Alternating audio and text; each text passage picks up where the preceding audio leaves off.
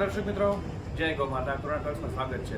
મિત્રો, મુંબઈમાં ઘાટકોપર ખાતે પરમ પૂજ્ય મોરારી બાપુના સ્વમુખે રામાયણનું આયોજન થયું છે. સદભાવના વૃદ્ધાશ્રમના લાભાર્થે જેમાં 151 કરોડ વૃક્ષો વાવી અને મોટા કરવાના છે. જુનાગઢમાં કેશલેસ હોસ્પિટલ કરવાના છે અને રાજકોટમાં વિશ્વનું સૌથી મોટું વૃદ્ધાશ્રમ બની રહ્યું છે. તો આજે આપણા મહેમાન આવ્યા છે અને આપણે એમના મહેમાન છીએ.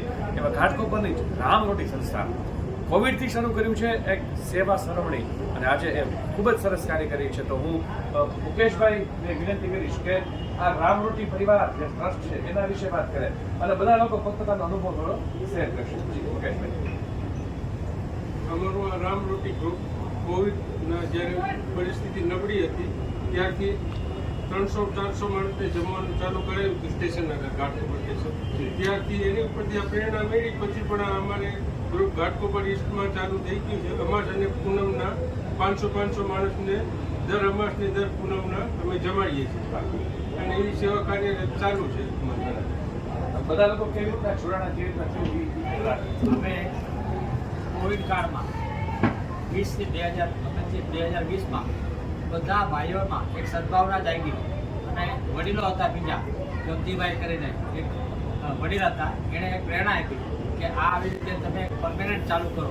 પરંતુ એમ લાગ્યું કે આ ક્યારે થશે, પણ એ એક ક્ષણવારમાં બધું ભેગું થઈ ગયું અને અત્યાર સુધી અખંડ રીતે એમાં જોડાતા જ આવે છે. અને એટલી બધી પ્રેરણા મળી છે કે આપણું કોઈ પણ કામ એક સેકન્ડે રોકાતું નથી. જાણે રામ પોતે એની અંદર સેવામાં આપણી પાસે સહાય છે, હનુમાનજી પોતાની સહાય છે, એવી રીતે બધા શક્તિમાં અપૂર્વ શક્તિ આવેલી છે.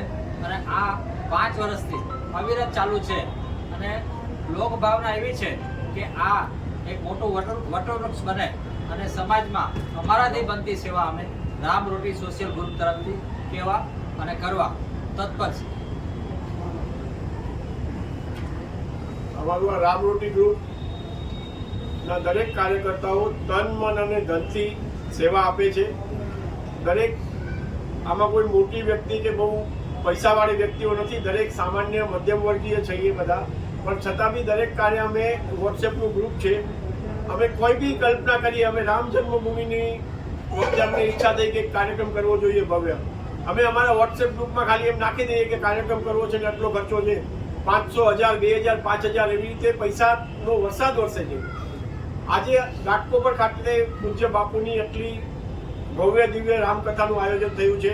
સદભાવના ટ્રસ્ટ જે વૃદ્ધાશ્રમ ચલાવે છે અને વૃક્ષારોપણનું આટલું મહાન કાર્ય હાથમાં લીધું છે. તો તે નિમિત્તે અમારા સંસ્થાના બધા આયોજકોને લાગ્યું કે આપણે આ નિમિત્તે ફૂલની પાકડી અર્પણ કરવી જોઈએ. અમે વોટ્સએપ ગ્રુપમાં 2 દિવસ પહેલા એક મેસેજ નાખ્યો કે આપણે આ નિમિત્તે જે આપણી ઈચ્છા, દરેકની ઈચ્છા હોય તે લખાવો. 2 દિવસમાં 58,000 રૂપિયા ભેગા થઈ ગયા અને બધા 500, 1000, 2000 એ પ્રમાણે ભેગા કરી અમે આ 58,000 રૂપિયા આજે સદભાવના ટ્રસ્ટના શ્રી મિત્તલભાઈને આપેલ છે. સદભાવના ટ્રસ્ટ ખૂબ જ પ્રગતિ કરે અને અમે અમારી સંસ્થા આવા શુભ કાર્યોમાં પોતાનો સહકાર આપી શકે એવી અમારી ભાવના છે. ઘાટકોપરના લોકપ્રિય ધારાસભ્ય શ્રી પરાગભાઈ શાહે આજે મોટું મોરારી બાપુની કથાનું આયોજનના મનોરથી બન્યા છે. તેમનો પણ અમને સાથ અને સહકાર હંમેશા મળતો રહે છે. ધન્યવાદ. જય શ્રી રામ. જય શ્રી રામ.